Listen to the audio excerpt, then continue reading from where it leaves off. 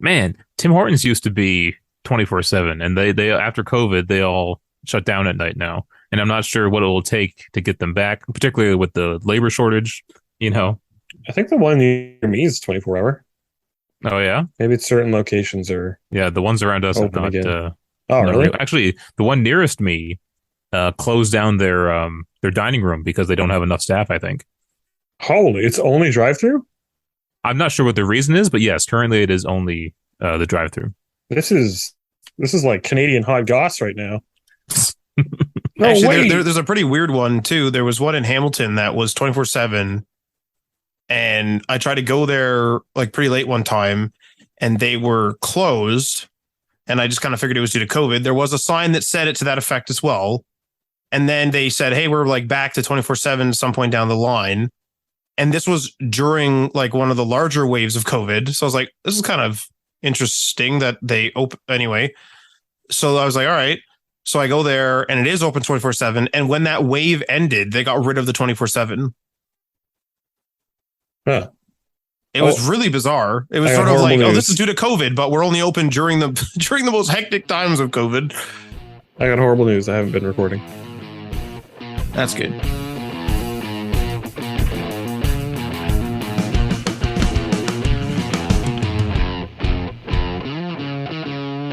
Welcome to Daily Patch Podcast, episode 403. I'm your host, Ryan Johnson. Tim Spence is with us. How Yes, you doing, sir. Tim? I'm great. How are you, Ryan? I'm good right now. Yeah. Rested, I think. Usually tired. Rested, you Recuperated? think? I feel pretty good right now. Ready to take on the day? Yeah, and ready to take on Fan Expo tomorrow. Is that? Huh. I did not know that was that. Man, I never know when anything is happening anymore. Any big event, any con or anything. I'm just like, oh, is that on? And then they're like, no, it was actually 3 months ago. Oh, okay, good. Like I Come just, on, bud. I don't remember the dates of anything anymore. It's weird. I also can't remember the dates of any like national holidays. It's like, when is Father's Day? Oh, I don't know. And then I Kayla was don't like, know oh that yeah, either. Yeah. it's like the third Saturday in June. And I was Why do people just like remember this? knows that. I don't know. Just knows it every time. Like I would Matt Lawrence understand is if also with people. us. Oh, Sorry. I was just gonna say I would understand if people have like a date that they can like associate with it, like they have a birthday or something, and they remember it that way. It's like, oh yeah, my Right. birthday is like always around Father's Day or whatever.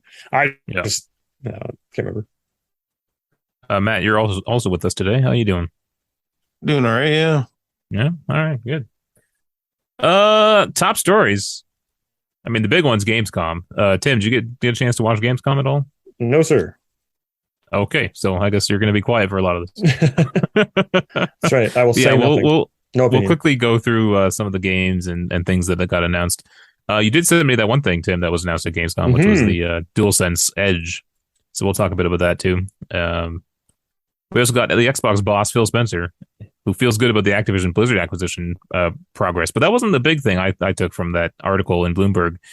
He also talked about how um, he thinks exclusive games will kind of be, we'll see them less and less as time goes on, which is interesting. And then some local news, at least nationally, PlayStation 5 is getting a price increase in Canada as well as several other countries. Bum, bum, So if you don't have it bum. now, good luck. Spoiler, it's a $20 increase. I guess that's not so bad. That's not so bad at all. If you're buying a $600 console, if $20 is holding you back, you got other financial issues. It's like when people are like buying a new car and they're just like, I mean, I'm already spending $17,000. What's another 3,000? It's like, well, Yeah, it's actually $3,000. It's that's like quite a your bit on its mortgage. own. Yeah, yeah. All right, let's just hop into it. Gamescom, basically the E3 of Europe, and I believe they were calling it the biggest game show in the world. In the world, I think now, I yeah. don't know. I imagine that means it's bigger than E3, or are they saying it's currently bigger than E3 because E3 really isn't anything right now? I mean, it's a fair question. Yeah. I guess the first big thing they announced was Dune Awakening. I think me and you talked about this, Matt. Um, I was kind of excited. I'm like, oh, this is like a Dune game coming out. kind of looks like the new movie and everything. And then at the very end, it says survival MMO set in the Dune universe. Yeah. Yeah. And just, well, I don't need to play that one. Really, really kind of deflated things. Not that I'm against it. It's just not what I was kind of hoping for when I saw a Dune game was coming out. The thing that's sad about it too is that we didn't see any gameplay either. It was just a bunch of, it was just like a bunch of the cinematics and stuff. And like, I'm kind of surprised they didn't try to play the MMO angle like closer to the vest until we get to see it. Because the MMOs vary so wildly in their style, in their, are they real time? Or well, not necessarily if they're real time, but are they like, how's the combat? How is the world laid out? You know, how does it look? Is it like, is there like a lot of crafting? Is there MMOs have the worst crafting? Like Black Desert Online is largely basically like a dynasty or like a Dynasty Warriors in terms of its combat, which is wildly different than something like World of Warcraft. And so I'm just surprised that they didn't just show off the title card with the CG and then not say what it was really too much. And maybe after in an interview or something, but. Well, I think they probably wanted to let people know what kind of game it was. Well, I just kind of think it needed a bit more elaboration myself. Like again, like an MMO is even something as simple as Elder Scrolls Online versus World of Warcraft, wildly different. Yeah. And so it's like, what do you know, what's to be expected here? Like, why define the genre necessarily type of thing? Yeah, I think a lot of these games might have been CG trailers because we're kind of in this weird era where a lot of things were delayed, you know, and I guess the next batch of games are just starting to get worked on. So yeah. But anyway, I'll keep my eye on this, but I don't think I'll play it until maybe if it's free to play, I'll give it a try. But I don't know what you're gonna do in the Dune world. It's all just sand. It's gonna be really boring to look at. Just you running away from the worms. Unless it's going to be like you choose a house or something. Yeah. What did you think of the movie, Tim? I pretty well enjoyed it, I would say. I thought it was maybe a bit too long for what it was. But it is one of those movies where they like are intending to set up a story for a full series, right? So you have to kind of get those boring character arc introductions out of the way. Although they the second one wasn't like greenlit. Even though the movie comes up and says part 1 at the beginning. So they were really banking on this thing doing their well. Eggs in one basket with that. Yeah. I feel like it did well enough though, you know, to get a second. Oh, it totally did. Yeah, because they announced the second one pretty quickly after that. So once the money started rolling in. That's all you need. Right. Next revealed was I did skip a couple games just so people know this isn't like a full in-depth look at the entire show. And this was the opening night live. I don't think I mentioned that. This wasn't like the rest of Gamescom, which is more the convention stuff.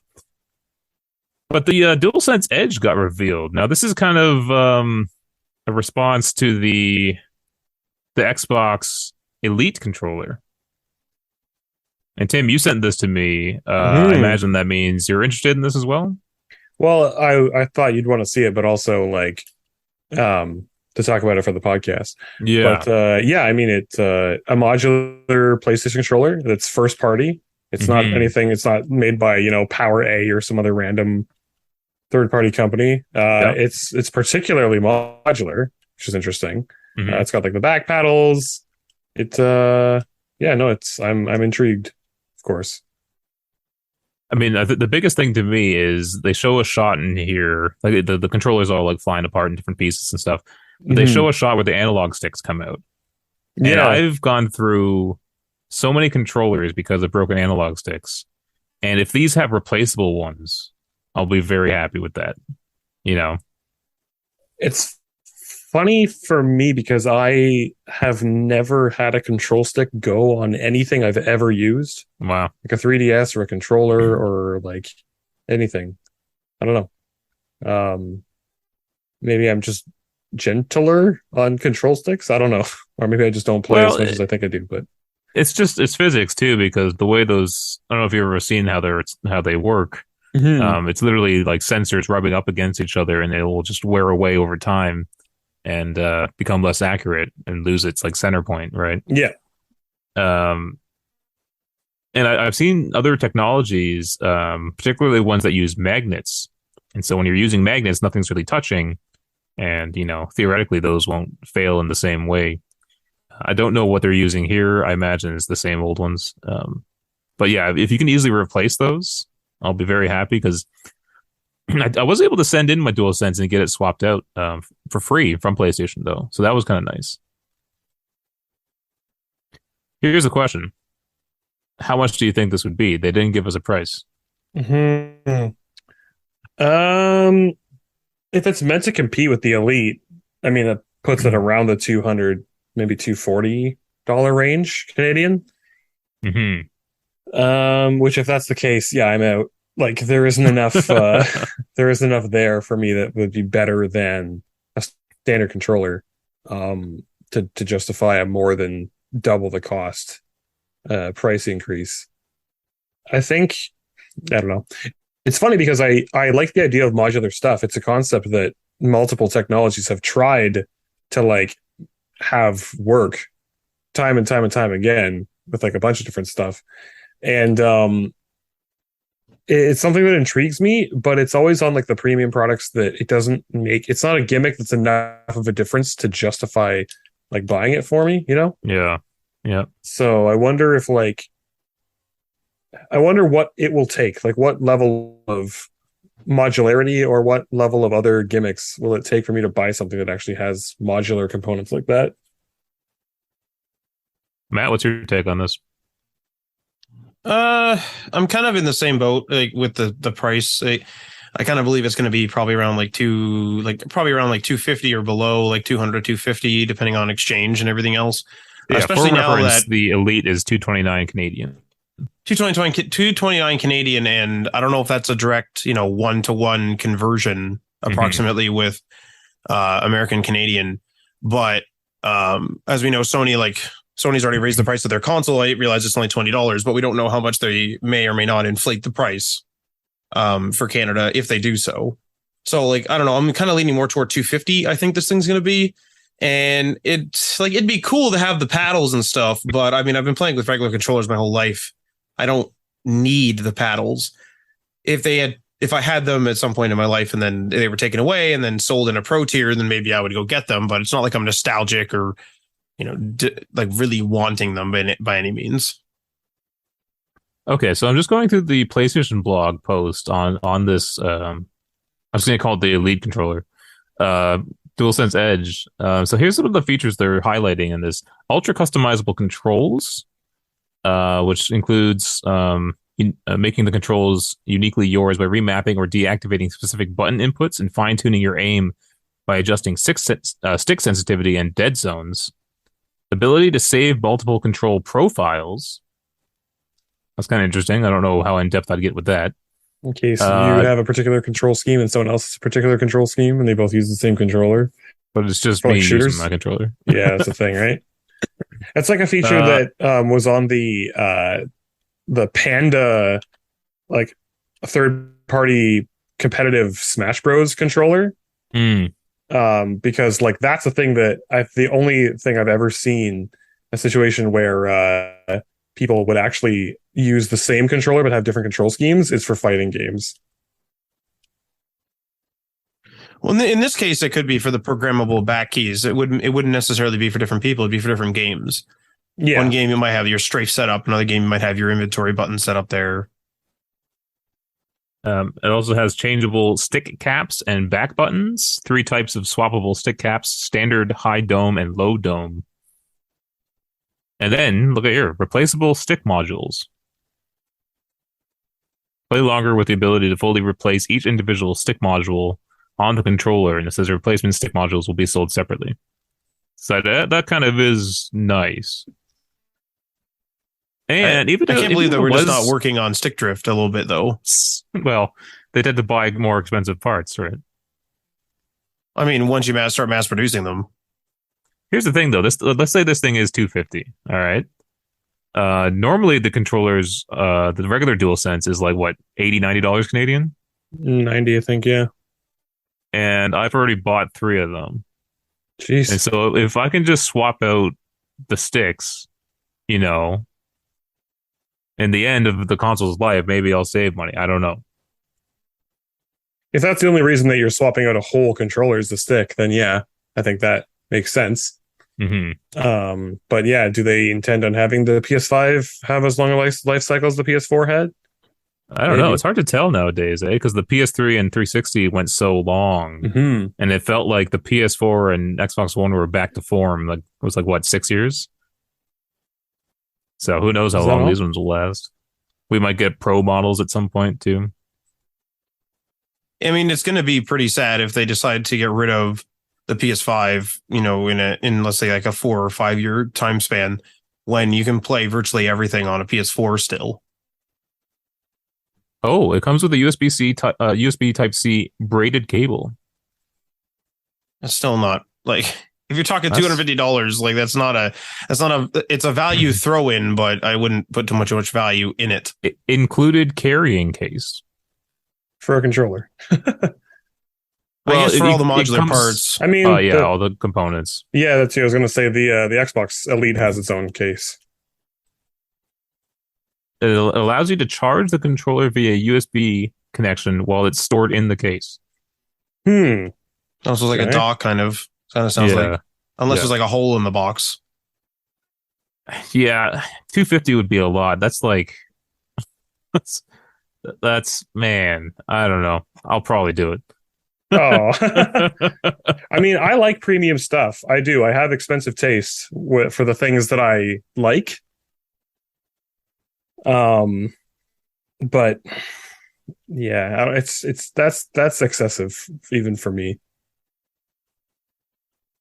Well, time will tell what the price is, and I think that will dictate a lot for me. Although I don't know. I mean, you're not. No one's forcing you to do this, and we don't even know the price yet. It's gonna keep So you're right up getting at night. stressed out, Oh man, like- I don't know. I don't know if I can do it. Yeah.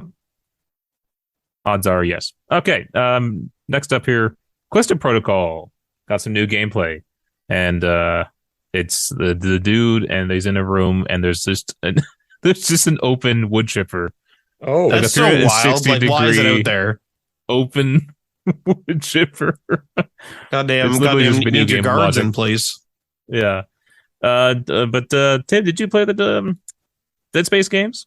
oh yeah. So does Callisto Protocol interest you at all? I mean, yes and no. The first Dead Space is one of my favorite games. It's probably my favorite horror Oh game. wow, okay. I really like Dead Space, but in terms of the new project, I mean, it intrigues me, but it's also kind of one of those things where, like, I think one of the things that people really liked about Dead Space was it's just like very gratuitous death scenes, like all the Mhm. ways that Isaac can die. That doesn't really do much for me. I'm not a gore fan, and Callisto Protocol was like really playing up the gore factor. Mm-hmm. So like for me, it's a non-selling point. Like I don't care if it has that gore or not. And I haven't seen them focus on anything else in the trailers, which makes me wonder if it has anything else to offer. Right. I guess we don't really know the story too much either. Yeah, It, like I say, right? All the trailers just kind of showed off the gore, and that was it. I mean, it definitely looks like you could mistake this for Dead Space, though. He's even got the light on his back for his health, the same kind of stuff like that, which I think is going a bit too far. I know this is made by the guy who helped make Dead Space, but it's a little too close.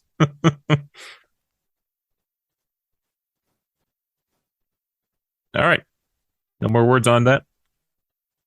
I think we've said our piece. Yeah, I know a lot of people are excited for it, though.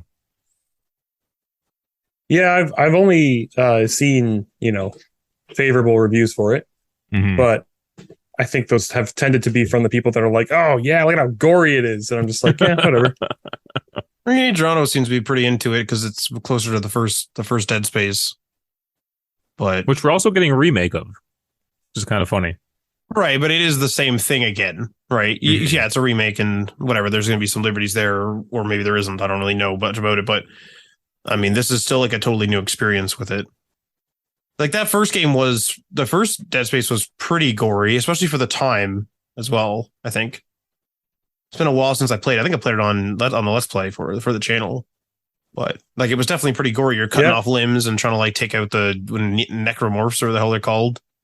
And you were trying Um, to take out those asteroids. oh fuck that part of the game. Fuck that aiming. That aiming was horrible. I never had an issue with the asteroid thing. Fuck that part. I can't. I think I really struggle with games that have like a different sensitivity when it's not common. It's like, when you aim down a sight in a gun versus hip fire, oftentimes there's a Mhm. different like sensitivity. I get used to that because I'm constantly swapping between the two.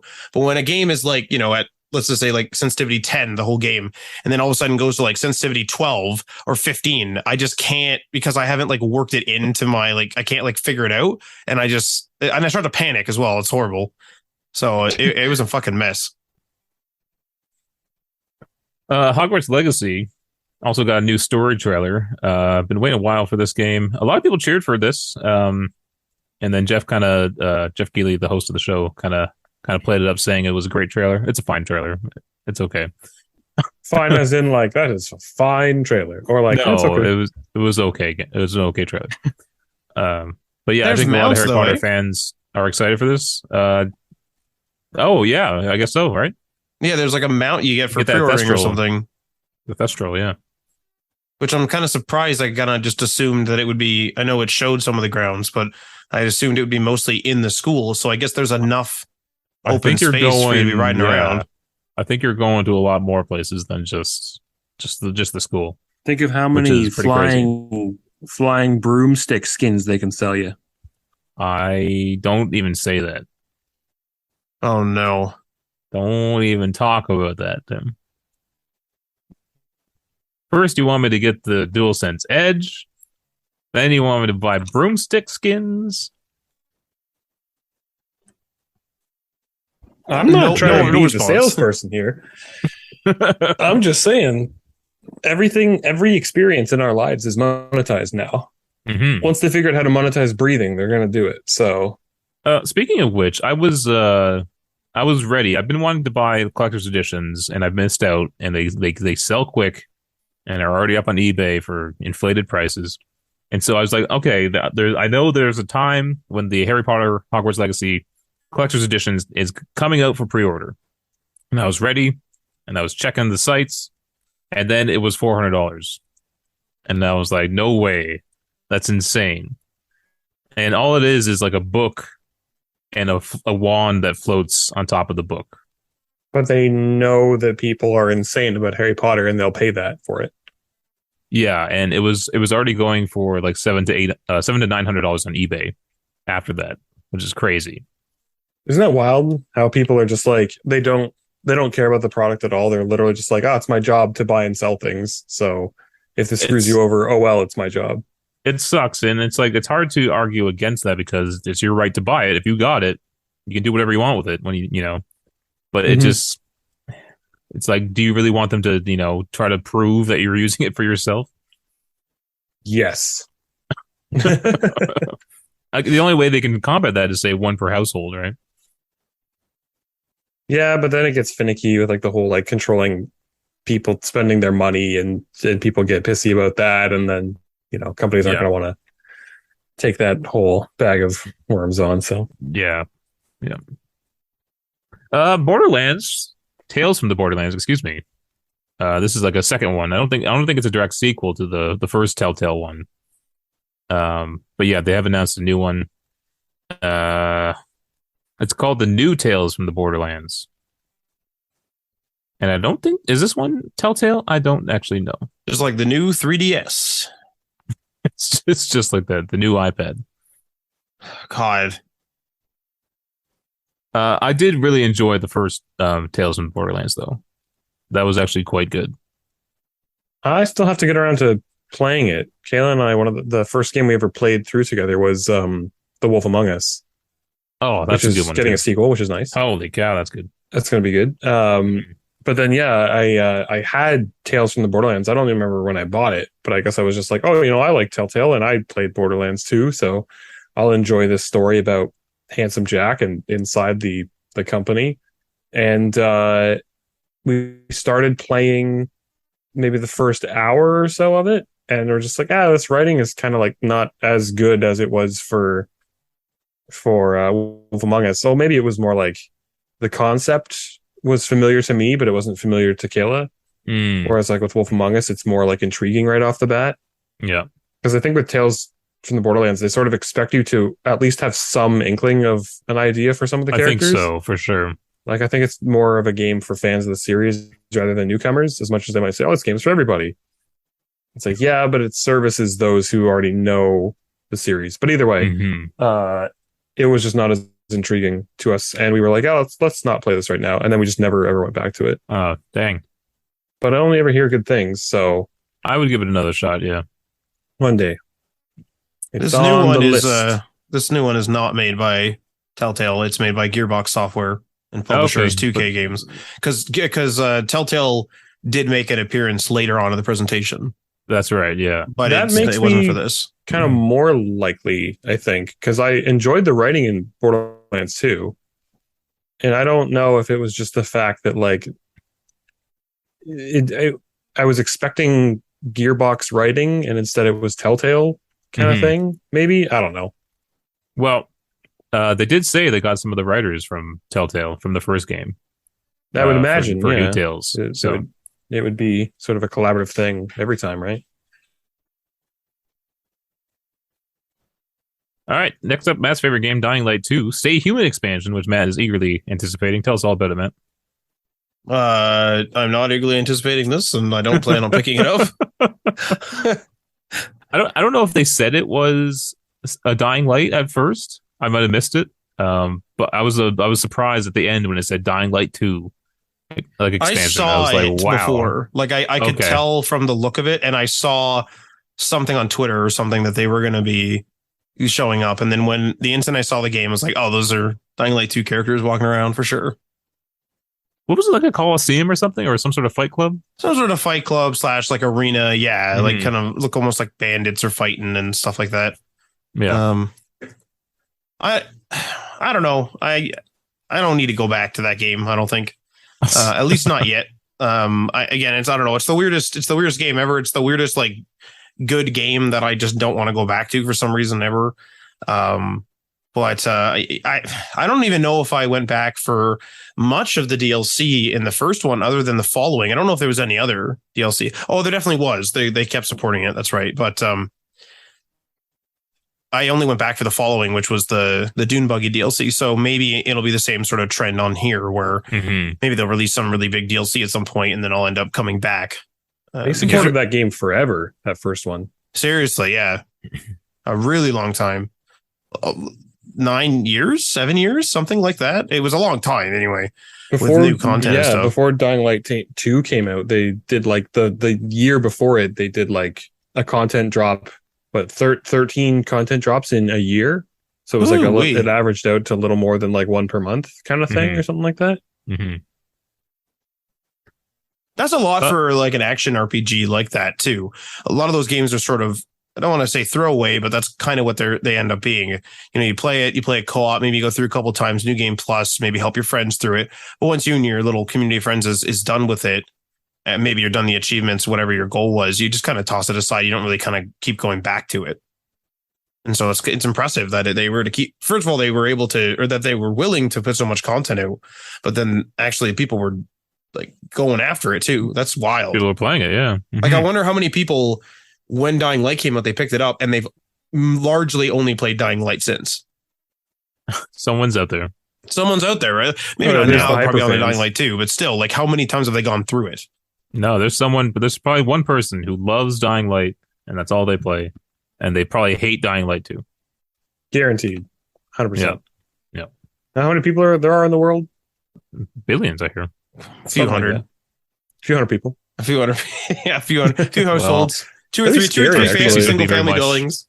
What's that? We'd be very much at risk of extinction. That is not enough to support a population. A couple people. It's Yeah, okay. that'd be scary. We're just like knowing that we're putting this podcast out to just like maybe like the absolute highest potential listener count could maybe be a few hundred people.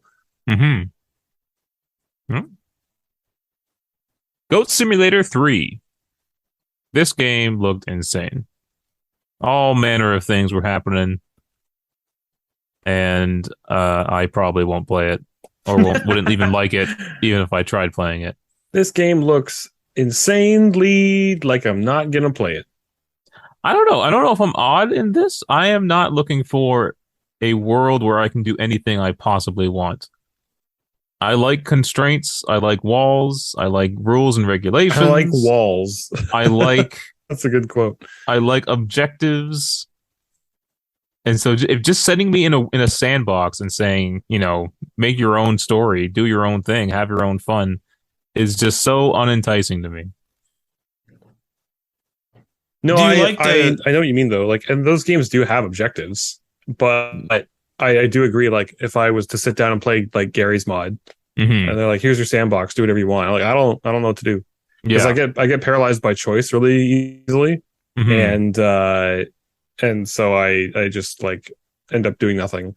And if somebody else says like, "Oh, let's make a thing," it's like, "Oh, absolutely! Like I'll jump on that. I will do that. I'll play off your idea. Like you start something up, I will help you with it."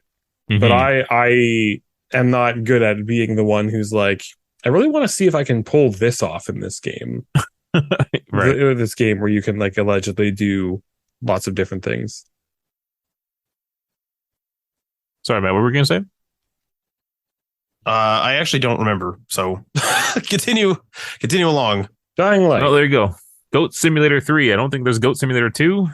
This is just part of their wackiness. They just went right to 3. And Is that it actually will, accurate? There is That's no right. two? Yeah, Yeah. there's no 2. Oh. What the? I could have sworn there was a second one. Because these They're- again, like I played Goat Simulator, and I think that was the first game that I'd ever seen where I was like, this was absolutely made for content creators. Mhm. Like it was made to be so silly to make YouTube videos, to make Twitch streams, kind of Yeah. thing. Although Yeah. Twitch wasn't nearly as like huge then when the first Goat Simulator came out. Goat Simulator came out when like PewDiePie was like the peak on the rise of the peak YouTube content. And that Is was it that old? Yeah, it's You pretty sure? old. Yeah. It was a Goat while Simulator ago. came out in 2014, the first one. 2014. It's old, man. People used to play it in college, if I remember correctly, or maybe shortly after. Holy crap. Wow. But I just can't wait for like in 50 years when people are like, oh, I want to play the old Goat Simulator games. The classic Where the Goat hell's Simulator. 2? They can't find 2 anywhere. They can't find a trace of it. They're like, oh my God, it was Well, deleted they'll- from history. They'll just ask their AI companion for Goat Simulator 2, and it'll say, there was no Goat Simulator 2. It went from 1 to 3. No, it'll say we cannot find the Goat Simulator 2. It'll say, I can't let you do that, Jack. Yeah. No one talks about Goat Simulator 2. No one. How dare you? The Apparently authorities have there been are- notified. There are other Goat simulators, but they're not mainline series. I am the goat. There's apparently, so there's Goat Simulator, obviously. There's I'm Goat the Goat MMO Simulator now. Simulator, Goat Z, Goat Goat Simulator Z. Waste of Space, Goat Simulator Payday, and Goat Simulator Waste of Space, according to this fandom wiki.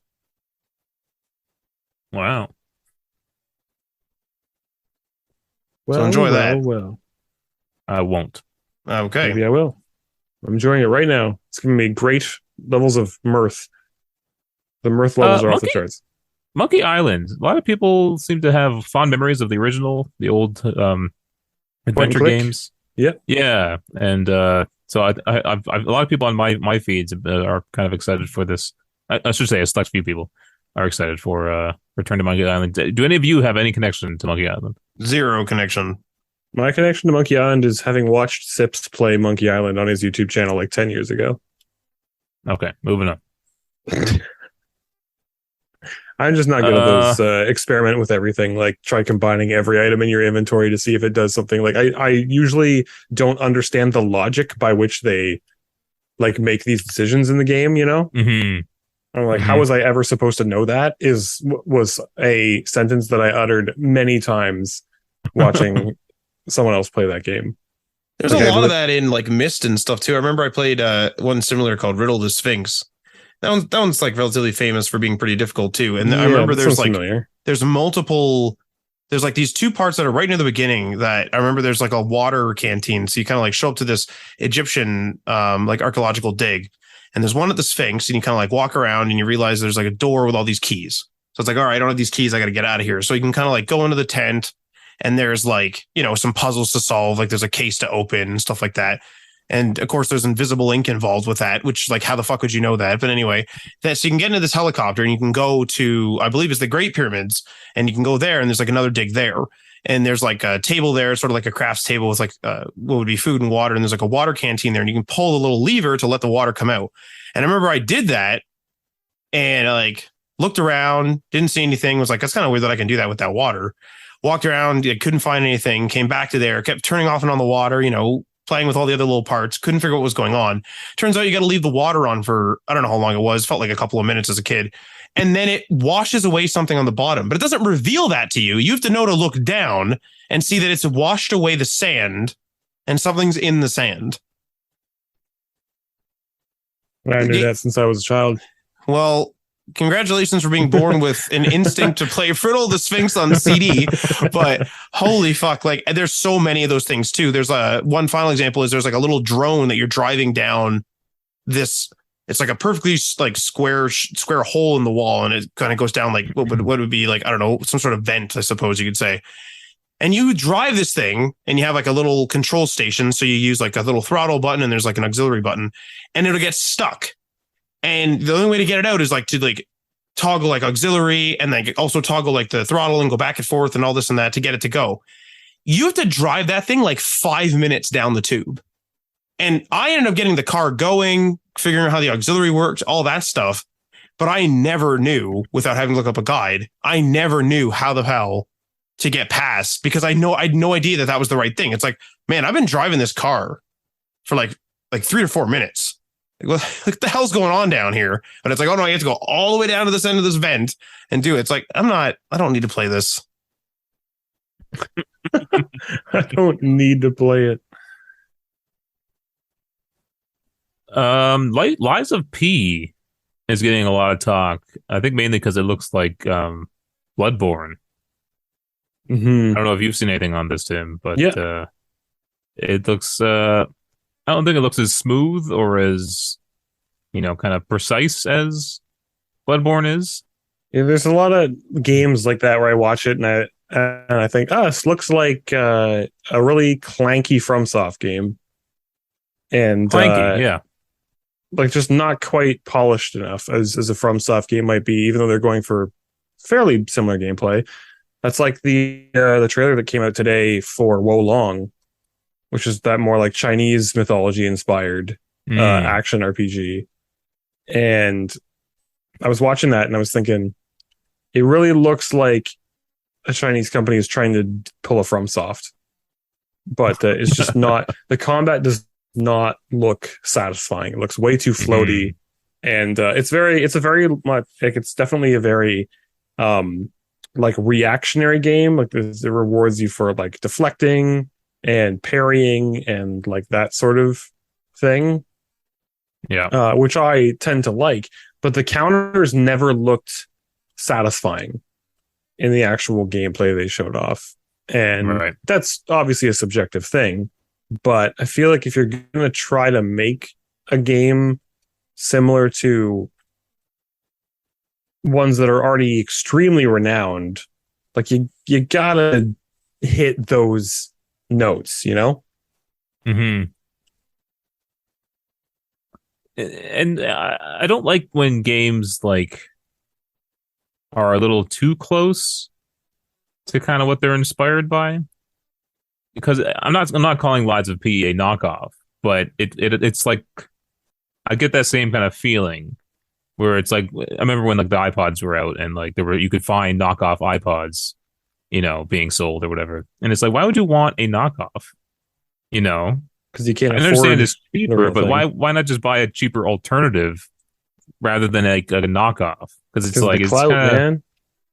I suppose, but when I see a game that looks like this and it looks like Bloodborne, now is that just because it's set in like a Victorian era kind of place, that makes it look like that? Like Is it the Bloodborne's the only combat? game that's ever allowed to be taking Right, place in a gothic horror environment with like outer god vibes.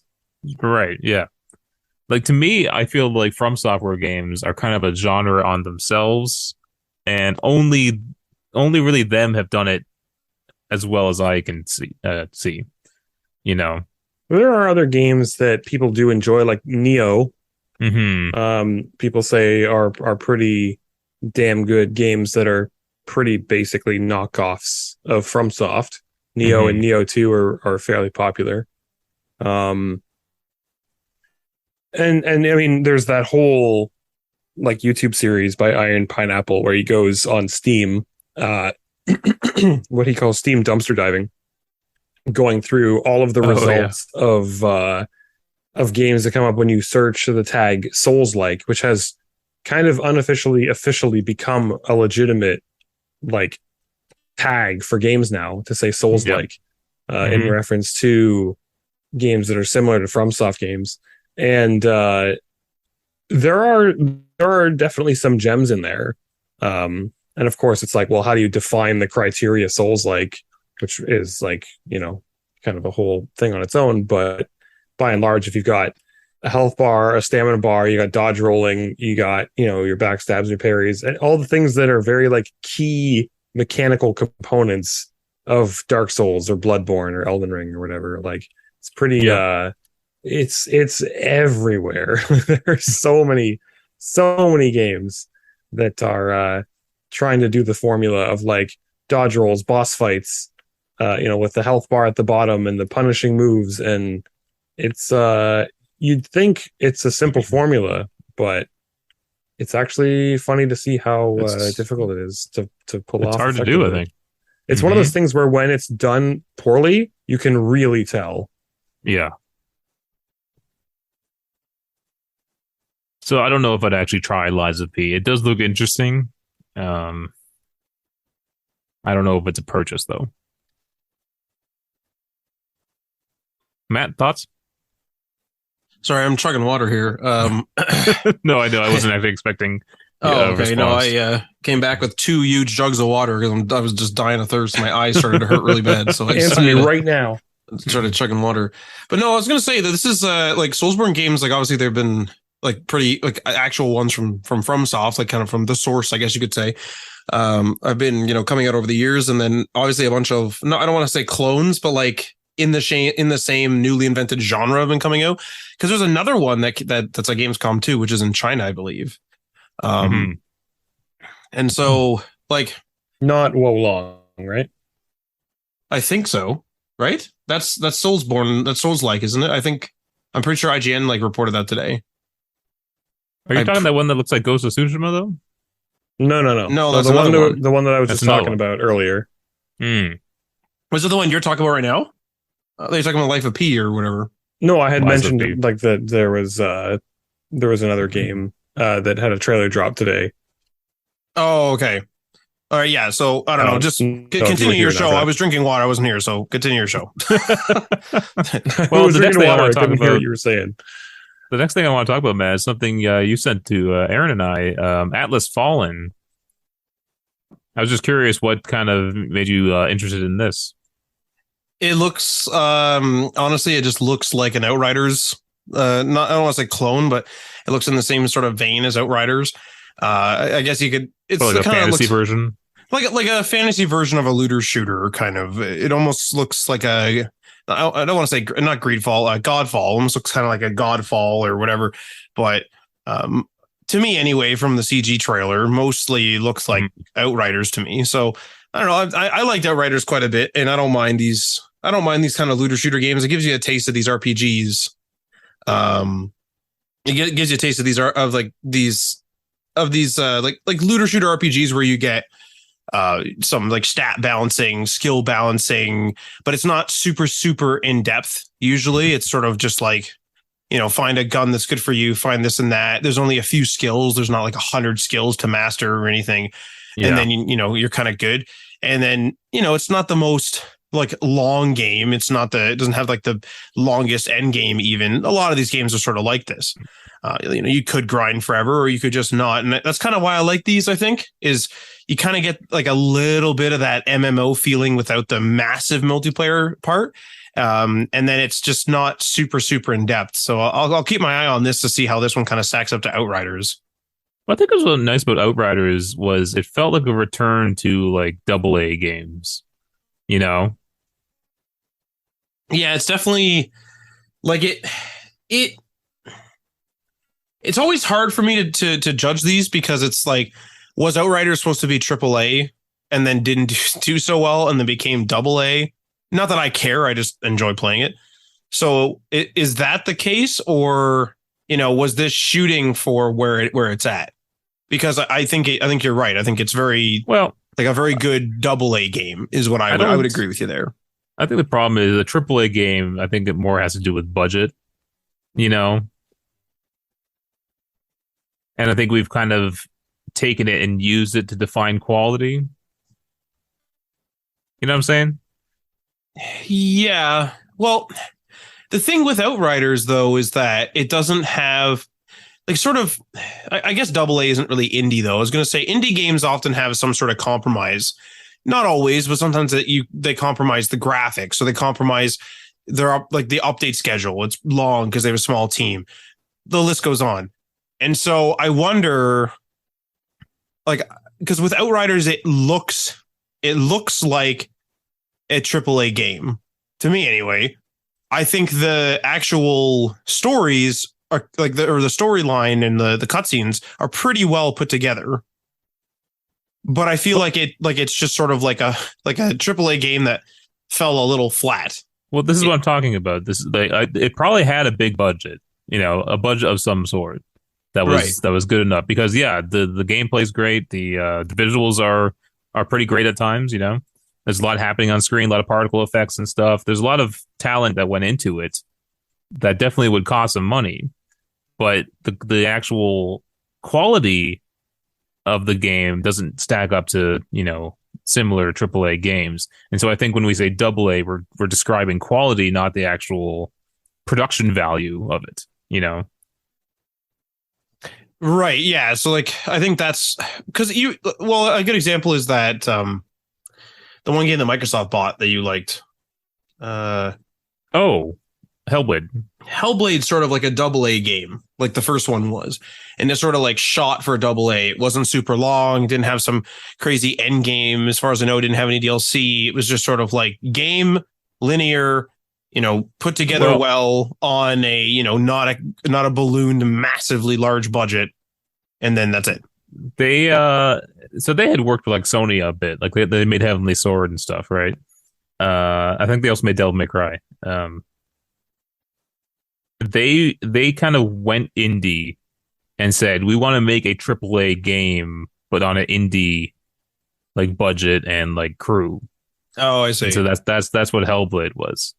And that kind of falls into that weird thing where it might be the reverse, but they didn't have a lot of money, but they made it feel like a AAA game, right? This is where this muddies the water. It's all subjective. A lot of it's subjective. It's just wherever you draw the line, basically. I was just going to say this is where muddies the water, though, because you're at a point where, let's just say you're on some sort of scale, like you're rating a game with reviews. So you get give it like a 1 to 10, for example. Mm-hmm. It's like we're not rating it, or at least I've never seen it rated on like is this a AAA, a AA, an A, type of thing. Yeah. But we do seem to review things, depending on outlet, of course, but we do generally seem to review things according to where it was shooting for. Mm-hmm. A mobile game that's supposed to be very simple might get a 10 out of 10, whereas another game that was supposed to be super complex and came in just as fun as that 10 out of 10 will probably score lower because its ambition seemed higher.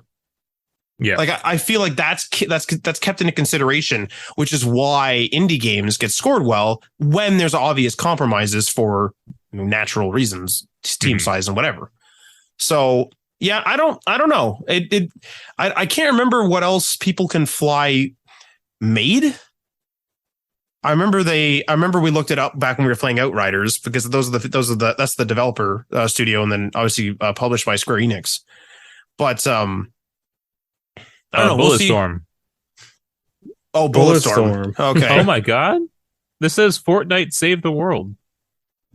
Wasn't that People Can Fly? that was them? I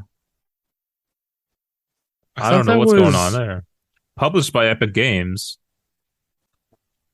Now, is that referring to the Save the World mode of Fortnite after it was like rebranded as just being the Battle Royale, or is that the physical release, like on disc version of Fortnite when it first came out? I don't know. It says they developed it for Windows, PS4, and Xbox One. Yeah, might be it then. Oh, my Save God, the Matt. World is old. Like Save the World is old Fortnite. Like because I have it on like regular Fortnite, and if you go and you play Save the World, it feels like Fortnite a number of years ago. It didn't get updated with the same mechanics and such, which depends on which ones would apply to it. But it doesn't have the same sort of feeling and such as the Battle Royale did. The Battle Royale continued to get upgraded. Save the World just sort of like maybe got some bug fixes and stuff, but it feels like old Fortnite. Maybe they used to be owned by Epic or something, or developed for Epic. Because it says they also did Gears of War Judgment. Oh, that's it. Oh, I was gonna say, because I knew I was planning on playing it. Damn it! And they did the original Gears of War apparently for Windows. Well, yeah, probably ported it or whatever they had to do for that. Yeah, I actually played that game on Windows like years after it came out, and it actually felt better than playing it on 360. I liked Gears 1 on Windows. I thought it was quite good. That's great. faster frame rates or something. Yeah, I think that, and just like playing a shooter with a mouse like felt better. But never catch me playing Gears without a controller now. I mean, that was before Gears 3 came out, I think. So that's just like that. The mechanics of Gears of War are going to be forever burned into the node of the one little corner of my brain. The number of hours I put into Gears 3 online. Holy crap.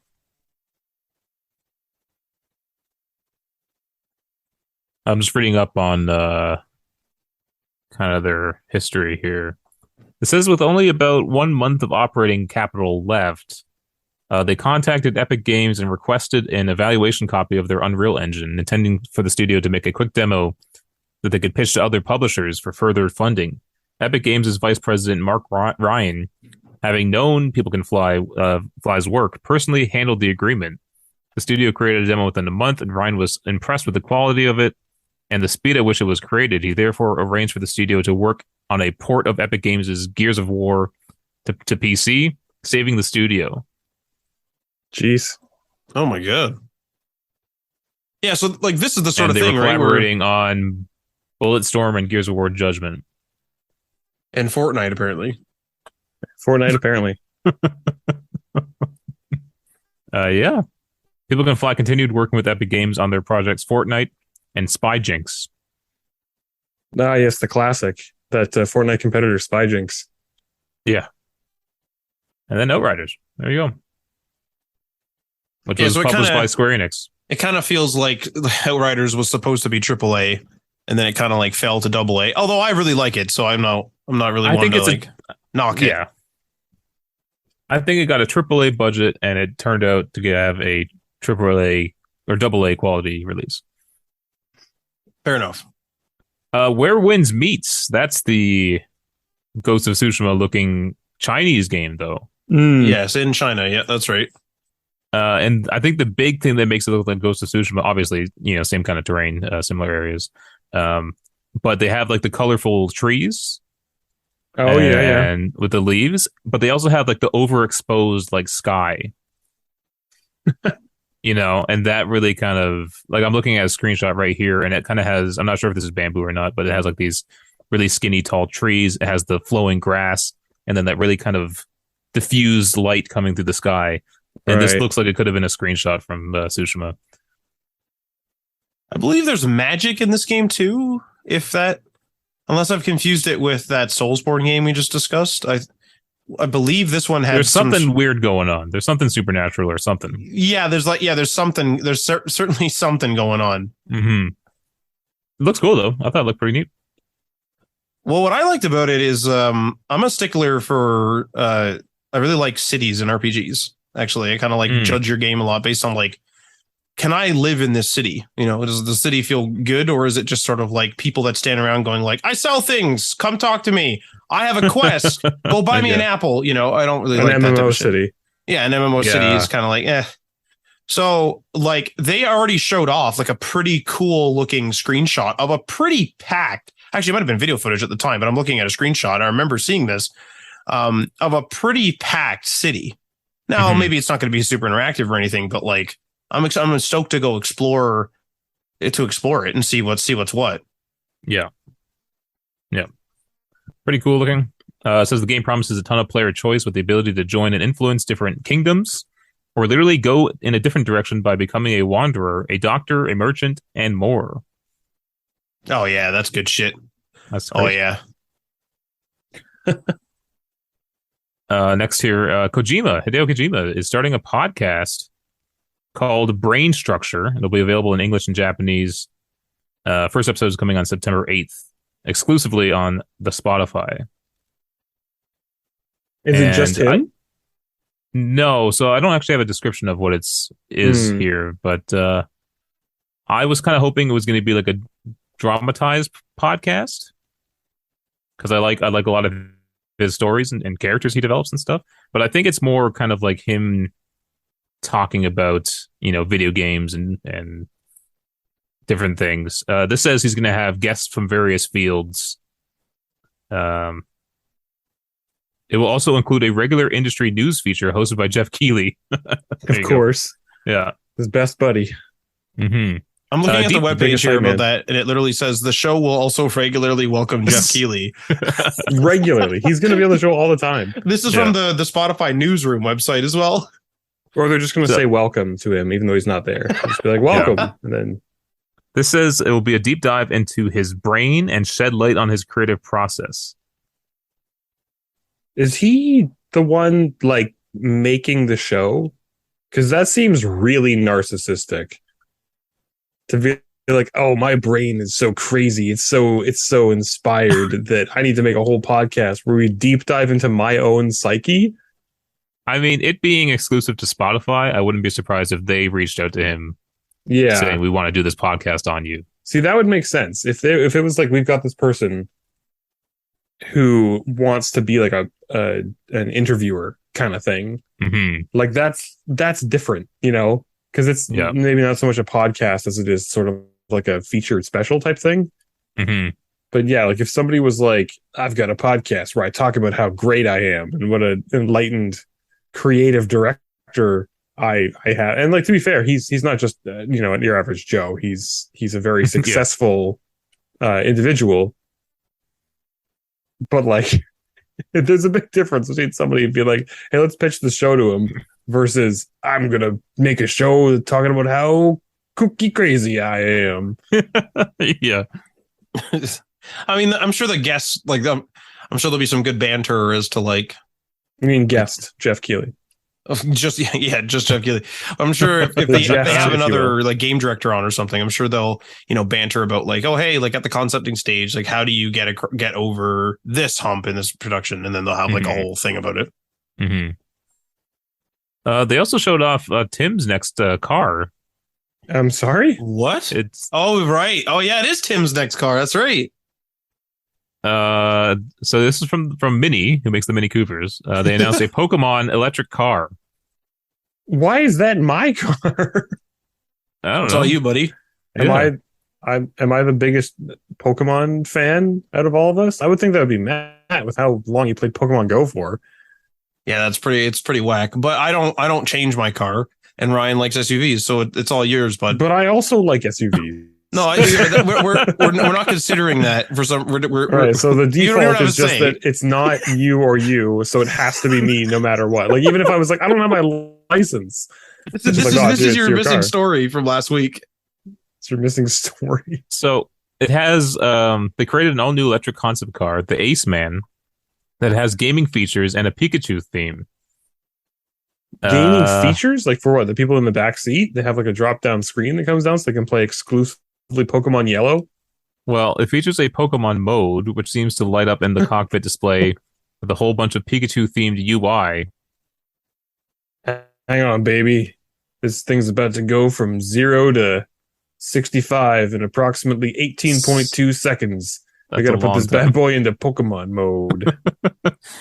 They also said that you can your console can connect to the car. Like, But what no details console, were though? revealed Like, what to are they exactly- talking about? How the car communicates with your console. With what? With your console, Tim. Like you're What gonna plug it in. console? Just Which plug it one? in. Like a Switch? It's- Or Just plug it in. Your console. I'm just so grab it. confused. I'm legitimately so confused. I don't have the Now- article up. You guys have the article up. This I really like this fact. It has a external projector so that you can watch movies in the car. Wait, an external projector so you can watch movies in the car? So you drive up to like a wall, you turn on the external projector, and it shines it on the wall, and Oh, you that's sit in your good shit. car and watch it. That's cool. Yeah, that's good shit. Is it though? That might Who's have to gonna take your just car like down. drive? Hang on, we got to go find a flat wall to look at. It's Like- cool until someone starts playing pornos. You're just sitting there. The car actually comes with preloaded copies of the Pokemon movies, all the way back, starting at Pokemon 2000, and That'd be awesome. it's got an irreplaceable hard drive, or actually we'll say like floppy. No hard drive. You're driving around Floppy with a hard drive. little floppy drive. I meant to say like flash drive, like a thumbstick, but I said the wrong word, so I went with it. It's And then Pokemon finally- after all. It's old. To close out opening night live, Dead Island 2 was announced again. For the And Tim, fourth time? yeah, I guess you could count that that Goat Simulator 3 kind of tease they did. Mm. But you like gore, you said, Tim. I know you how much you were talking about. How much Yeah, you I'm a love the real gore. big fan Yeah. of Kubrick. I heard they wanted to make this the goriest like game ever. Well, I feel like that's a pretty high bar, honestly. Like, there's like It's quite a Doom, lot. like Doom 2016, Doom Eternal are really gory. There's Doom's a lot of just like people just exploding though. It's not, Yeah. it's Gears of War is really gory. Even honestly, might be Yeah. Gears is probably about the limit of what I'm like. All right, that's okay. how do you feel about the Mortal Kombat finishers? Ooh, that is gratuitous, isn't it? That's definitely got to be like the most. That's the game of series that sparked the ESRB to even exist. So Good like, Christ, what are they making on that screen? What are they doing? we can't show this to kids. We need to get a committee in here. Oh my We god! need a Pikachu car in here. Put that bad boy into Pokemon mode.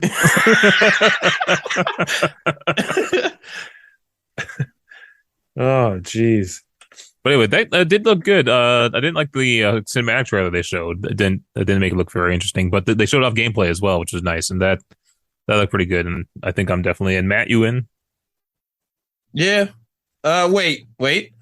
Yes, Waiting? if it's good. Because I've learned my lesson by pre-ordering Battlefield 2042. Yes. Yeah, that's a good lesson to learn, and you learned it the hard way. Yep. It's like me with Fallout 76. Never again. Never Man, buy a Fallout game again. I played the shit out of that game, so I got my money's worth out of that game. I It bought it. I bought it good. twice, so I didn't get my money's worth out of it. You bought it twice. I have the collector's edition on PC and then the another copy on PlayStation. And now it's on my Game good Pass. lord. Because Good Christ. I bought the collector's edition on PC, but then nobody that I knew bought it on PC. So I was like, well, if I'm going to play with people, I have to buy it on what everyone else has it on. Well, So, yeah. damn. It was bad, but at least I got my power armor helmet Hell yeah. that came with the wrong, or not the wrong, but they just lied about what kind of carrying bag it was going to have.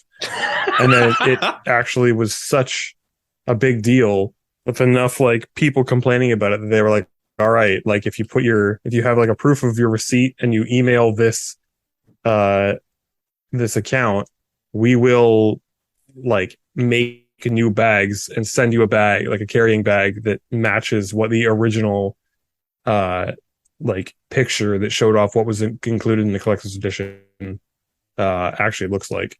We'll do that. So that was just a bit silly, but a couple months later I had a new carrying bag for my power armor helmet that is a bit of a disappointment. Oh, okay.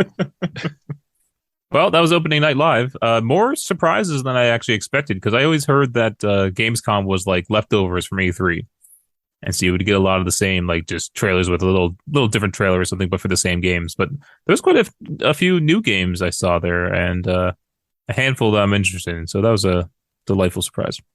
Traditionally, I'm more involved or more interested in sort of the more niche titles from the big game show announcements. And a lot of that tended to be at Gamescom. Mhm. So like I grew to really enjoy Gamescom a lot more than like E3 because it just had more stuff that I personally was interested in. Mhm. Not to say that the stuff at E3 like wasn't good or whatever, just that I was like, that's great, but I prefer this. Right. All right. Let's move on to our last couple stories here. Xbox boss Phil Spencer feels good about the Activision Blizzard acquisition progress. This is from IGN. But during an interview with Bloomberg, he gave an update on the upcoming deal with Microsoft. He said, I feel good about the progress that we've been making, but I go into the process supportive of people who maybe aren't as close to the gaming industry, asking good, hard questions about what is our intent? What does this mean? If you play it out over 5 years, is this constricting a market? Is it a growing market, or is it growing a market? And it says if the deal goes through, it will see Microsoft own one of the biggest gaming studios in the world. But the company assures consumers that console exclusives are something we're just going to see less and less of. Now, this is the interesting part. He says, maybe you happen in your household to buy an Xbox and I buy a PlayStation, and our kids want to play together and they can't because we bought the wrong piece of plastic to plug into our television. We really love to be able to bring more players in, reducing friction, making people feel safe, secure when they're playing, allowing them to find their friends, play with their friends, regardless of what device.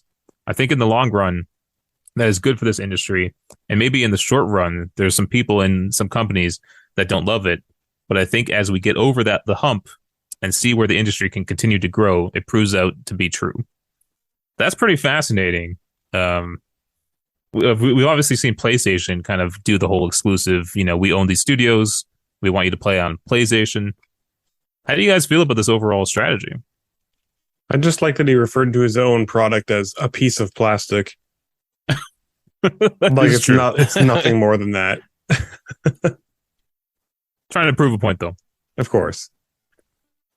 I think that this is sort of like we had a discussion about this, and we're kind of not necessarily skewing his words, but kind of like speculating a bit outside of it. And we were thinking, like, does he mean that game streaming is the future? Is that kind of what he's hinting at? Because there is sort of like a general consensus, which I mean has been there for generations of consoles and still hasn't happened, but that console generations will die and there won't be consoles anymore. And we're starting to not necessarily see that, but we're starting to see these amalgamated service offerings like Samsung TVs. Certain ones have Samsung Gaming Hub, and that allows you to play GeForce Experience, GeForce Now. It allows you to play Stadia. It allows you to play Xbox Game Pass, like the streaming. And so it's like a question of, is that really what he means? Because he can't control what's happening on PlayStation. And there's already there already is cross-play set up among various games. Fortnite's one big one. There's tons of others. So what is he getting at? Is he specifically, because obviously this is an Activision Blizzard conversation, is he kind of, is this basically confirming, yeah, Call of Duty will be around? Or is he saying like, oh, don't worry, if you have the wrong piece of plastic, you can always just use the game streaming, it's accessible. You don't have to buy a new console. You can just game stream Xbox games. No, I don't think that's what he meant, because he brought up the fact that you're buying a PlayStation or an Xbox, right? That was his scenario he set up. One family bought an Xbox, one family bought a PlayStation. And so obviously you can't stream games on your PlayStation. I don't think he's saying his solution is, subscribe to Game Pass Ultimate to stream games if you have a PlayStation. I think he's just talking about multiplayer games. It shouldn't matter if you buy an Xbox and buy, Battlefield. You should be able to play on with your friends on either console. Right. That's the sense I got. And like something like Starfield, a single player game, that can be exclusive. Who's that hurting, right? But we already know that they kind of told Sony that Call of Duty is going to remain multi-platform. So it's definitely interesting. That makes sense though, because at the end of the day, I know that, well, maybe it is actually, but like Call of Duty is an esports title. I don't think Destiny is, but they're both sort of these big long-term service games at the end of the day. Mm-hmm. And it would be, in my opinion, foolish to make Call of Duty or Destiny an exclusive of any sort, because those games sort of live and die by their player base. They have a single player campaign in COD's case, or not necessarily a single player campaign, but a campaign that's co-op or otherwise in Destiny, specifically Destiny 2. And it wouldn't really make any sense to just be like, yeah, like we're just going to cut our player base in half, basically. Yeah. Why would you do that when it lives and dies by the community? Mm-hmm. So, I mean, it makes sense in that regard. I don't know. This statement feels weird to me because he can't control what's happening on PlayStation. So he can't control it, but it's the direction he wants to see the industry go in, I think. Yeah, I get that. Like that's fair enough, but I don't know. I just kind of get this weird feeling that it's for some reason he's speaking to Xbox or whatever it is, cloud game streaming, whatever the hell it's called, and PC. Mm-hmm. For some reason. I understand he mentioned Xbox and PlayStation, but it just feels weird to like issue a statement like this and then be like, yeah, but like, I can't, like he didn't say this part, but it's like I can't control what's going on PlayStation. And PlayStation, as we already said, is largely more traditional in that they have their own studios, they have their own exclusives, they want everything to be on there. PlayStation is the best place to play. They've been opening up though. I mean, they allowed crossplay on Fortnite and stuff. Yeah. Oh, yeah. And I believe there's crossplay on pretty much every major multiplayer game that comes out now, and Destiny is the big one that they also said that would be multi-platform, and I'd imagine it has crossplay at this point, right? I don't actually know. I actually don't know. I haven't played Destiny 2 in years, but yeah. No, I don't know. I'm not like, I mean, Phil Spencer is like generally, at least in my opinion, good for the industry, and. Mm-hmm. I don't want to like put words in his mouth or anything like that, but I'm just curious as to, what would competition mean then? I guess is more so what I'm getting at is if you just have all the games that, like, if PlayStation has all the same games as the Xbox, I guess all you're arguing about is who has the better service offering in terms of the PlayStation Plus tiers and the Xbox Game Pass. Yeah, it's going to be a service battle. I think that's what he's kind of hinting at, right? It's no longer a content battle. It's now what service can you provide to your customer base, and obviously Game Pass and the streaming. I think he thinks is a big part of that. But isn't that in and of itself exclusivity? If I can only play something on Xbox Game Pass, because how else are they going to offer more value? Like if Sony's stubborn, I'm just making this up. If Sony's stubborn and says I'm only going to give you 100 games for the ultimate version, like let's say so there's Xbox Game Pass Ultimate. Let's just say there's like PlayStation Plus Ultimate for the sake of example. So it's the same price, it's the same everything, but like Sony's like, I'm only giving you 100 games. And then Microsoft goes, well, I'm going to give you 150 games. And this one, whatever it is only available on Xbox Game Pass. Like how are these companies if everything's just everywhere? I understand you mentioned the single player angle, but it's like, okay, I'm going to go into a service war. But the services are certainly available everywhere. Well, think about this, though. Yeah, but think about this. What if you don't make the game exclusive to Game Pass, right? But you make it free with Game Pass. So it still comes out on PlayStation. You go buy your $600 PlayStation console and your $80 PlayStation game, or you can just buy an Xbox and Game Pass and get access to the game for free or at no additional cost, rather. Right. That would be the incentive to buy an Xbox or, get Game Pass on PC or something. I suppose that's true. Yeah, I guess I'm kind of thinking of it in terms of today's market, but it's going to evolve and change, and it's going to there's going to be fights like that'll start happening, and probably have already happened. I just wiped out the freaking thing here. I don't know what that means. I can't see my oh my lord. My whole document's just blank. I'm looking at it. It's still there? Okay, I'm going to close it. I'm looking at the show notes. Yeah, if that's what you're looking for. Hopefully there it is. No, that's the wrong one. Tim probably put it into Pokemon mode and I got it back. I don't know what I pressed these weird buttons on my keyboard. Hashtag PC gaming over here. Although what were we talking about? What do you like? PC document processing. No, I pressed one of the F keys, but they have secondary functions. Damn it. Yeah. But anyway. Yeah, go ahead. Services. We're in a service economy. We're going to be battling over services. I suppose that's true. And Phil Spencer did say when they were talking what are you doing with all the games that you bought from Activision and Bethesda? And he said it'll be a case by case basis, right? So they're gonna have to look at each game and say what makes sense for this. Should this one be exclusive to our console, or should we put it everywhere or whatever? So that's why I think Starfield makes sense. I imagine Elder Scrolls 6 will be exclusive. Those single player experiences I think can be exclusive. But anything big in multiplayer will probably remain maybe multi-platform and crossplay. An interesting future, though, that he lays out. What's interesting about it is another thing, too, is and I just had a thought, is that so if we go to a streaming future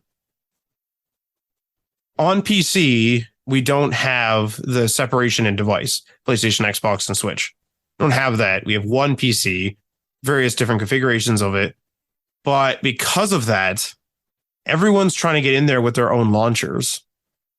Yeah, that kind of so sucks. If the consoles go away or largely go away, or just streaming becomes bigger, game streaming becomes bigger, why would I put my stuff on Xbox?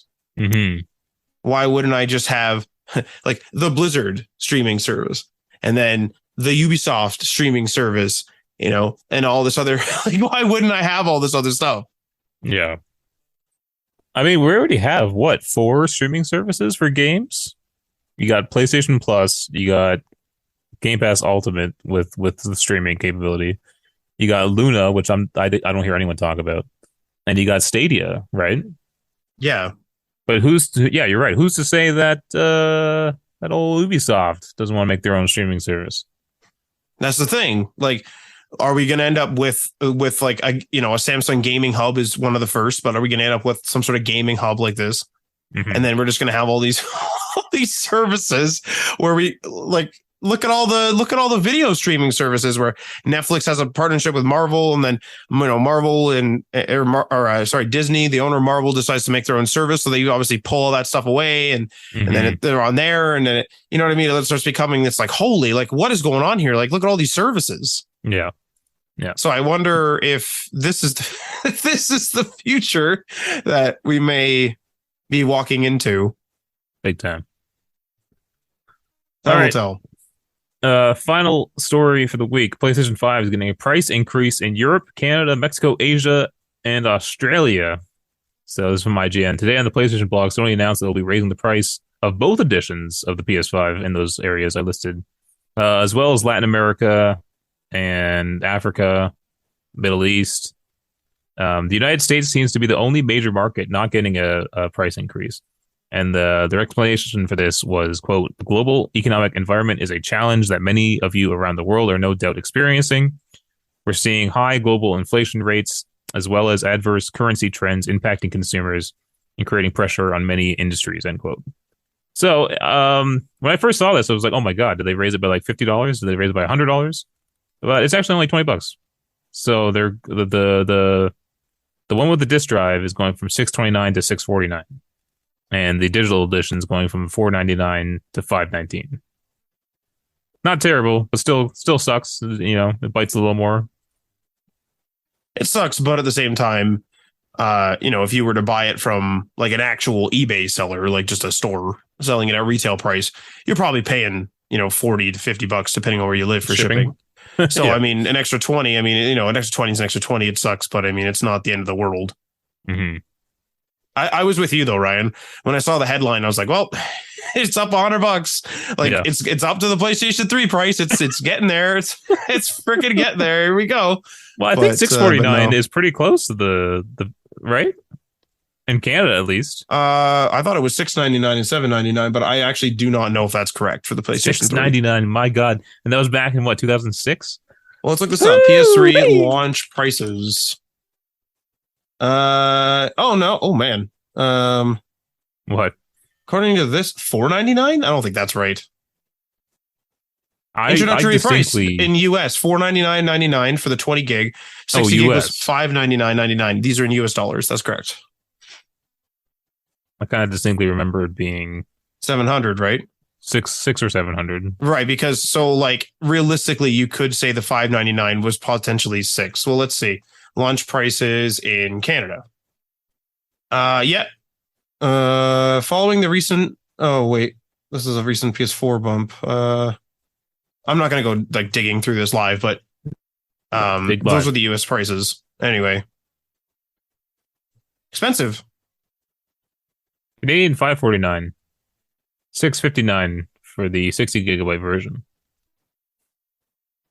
Yeah, because I remember people saying it was about 700, which with tax and such. Yeah, but this was back in 2006 or 7, whenever it came out. 2006. Yeah. It was a lot. Oh, it was heavy too, and it was freaking massive.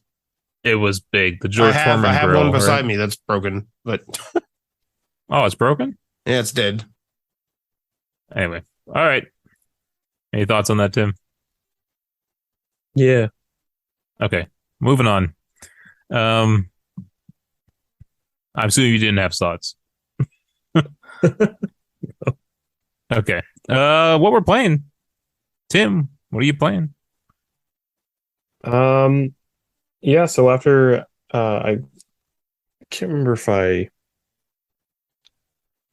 mentioned it. I guess I did because I just between like last week and this week, just more of the same stuff as before. Like I've been doing Hades on the Steam Deck.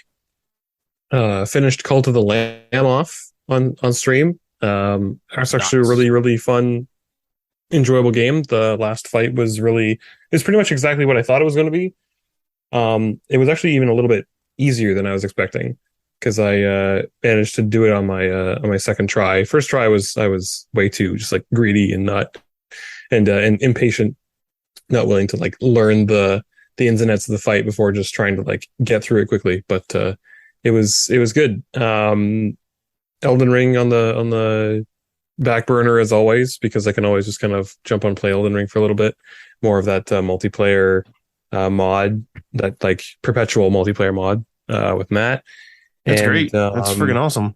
Yeah, it's really good. Like we said before, it does genuinely feel like a different game for some reason. It's very strange, but just having that perpetual like just ability to adventure everywhere and not have to worry about futzing with like weird multiplayer mechanics and just like dropping into boss fights and stuff like that and not having to worry about invaders. Like some people might look at that and go like, oh, the game is so easy. It's so like you're ruining the point of the multiplayer. It's like you're supposed to have the invasions to balance it out and blah, blah, blah. It's like, yeah, if I want that, I'll just play the actual game. But we've done it. We've done our time. I've got 350 hours in Elden Ring. I don't think I need to like justify wanting to just play a different version of the game now to anybody else. Like I need one more achievement. I'll have all the achievements in Elden Ring. it's I've gotten the, as Matt says, I've got the check mark. Now I'm just like doing what I want to do. And it's this weird thing where people forget that games are supposed to be fun, and that I like often what's fun forget for that. them. Yeah, Mr. buys games on PC just to look at them. But you know what? If that's, if that's if you get your enjoyment out of it that way, then that's completely valid. But um people have this thing where they like, if they look at something and they think, oh, that's not fun for me, therefore it can't be fun, therefore you're wrong for doing it that way. um that's fine. You can take your shitty opinion and you can keep yelling it into the echo chamber that is the internet. It's not going to change the fact that people are going to play games the way that they want to because they enjoy it that way. And if you need to feel superior to somebody by the way that you play a game, I think you might have more to worry about in your life than comparing yourself to how people play video games. But aside from that, I can't remember if I mentioned it before, but I've been hitting the Fall Guys pretty hard Oh now yeah. that it's like free to play. I've played it a couple of times with some other friends on stream, getting the group together. Another game that I have all of the achievements in now is Fall Guys because I finally managed to get the 5 wins in a row. Holy cow, Playing, really? yeah, playing with a group of friends. Turns out it counts if you win like squad rounds. But yeah, we were playing. I was hosting. We won like two squad rounds in a row, and then we had like connectivity issues, so we all like closed out of the game, went back into it. I forgot to set the game mode to squads, so we went into solos. Went through the whole solos thing. I ended up winning the whole solo game. And then after that, we went back to squads and won 2 more squads games in a row. So I got 5 that way. Um, so yeah, I have all the achievements in Fall Guys now. But I mean, it's not like a game that I was particularly trying to get the achievements in. It's just sort of one of those games where if you play it enough, you're kind of just gonna have that happen. Um, Whereas with like Elden Ring, for example, like it's definitely a game you have to kind of go out of your way to get all of the achievements because it's like collecting all the rare Oh incantations or yeah. spells or armor, or not armors, but like weapons and blah Hmm. blah blah, and then all the endings. Cult of the Lamb, though, another game that's fairly easy to get all the achievements in. The hard ones are like beating all of the main bosses without getting hit, Oh which, wow. like, if you're not familiar with the game, it's kind of like a mixture between um kind of like, I would say, Don't Starve and uh what's it called? Binding of Isaac. Because you kind of have like, you build this camp to like keep your cult members alive and give them a place to stay. And then as you make them more like loyal, you get more power. And you can sacrifice them or you can let them die of old age or whatever. And you can make a bunch of decisions as you play through the story. Um, but then there's like a combat section of the game too, where it's roguelike and you sort of go into these different areas of the world. Uh, and then the combat is all very like moving from room to room. Sometimes there's a gimmick for the room. Sometimes there's gimmicky enemies. Your weapons that you find are always like randomized. And then as you go through the game, you can unlock new modifiers for weapons. And then you have like spells too, which are called curses. And there's like a bunch of different versions of the curses as well. So you can kind of mix and match a weapon and a curse to kind of get your loadout. And then there are modifiers that you can find that are like tarot cards. And then those come in the form of like more health, or when you kill an enemy, you get a percent chance of like them dropping a non-replenishable heart, or when you take a hit down to like 1 heart left, everyone in the room takes damage, kind of thing. So there's all these like little modifiers. I think there's like 36 cards that you can find. Um, and then you just sort of keep going on runs to find resources for your cult and find new followers, and eventually fight the bosses at the end of those runs. And overall, pretty easy game to get most of the achievements in. There's some secret stuff to find, but for the most part, it's not super in depth. It's just a matter of like exploring every zone that the game offers you, which there aren't that many like non-combat zones. There's like maybe 6, I think, that you unlock as you go through the story.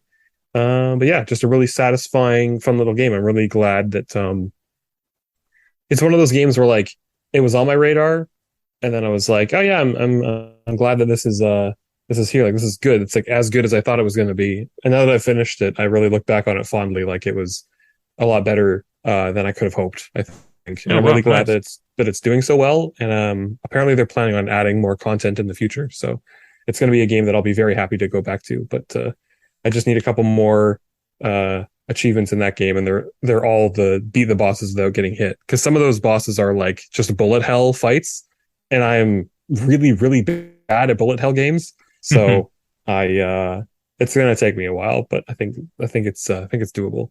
But yeah, that's mostly been it. Cool. I had a Matt? quick question about your Steam Deck that I thought of when you were talking there. Okay. Because it's obviously like it's Steam OS and it's like customized to some degree for the Steam Deck, I assume. Mhm. Can you stream from there like you can some consoles? From it? What do you mean?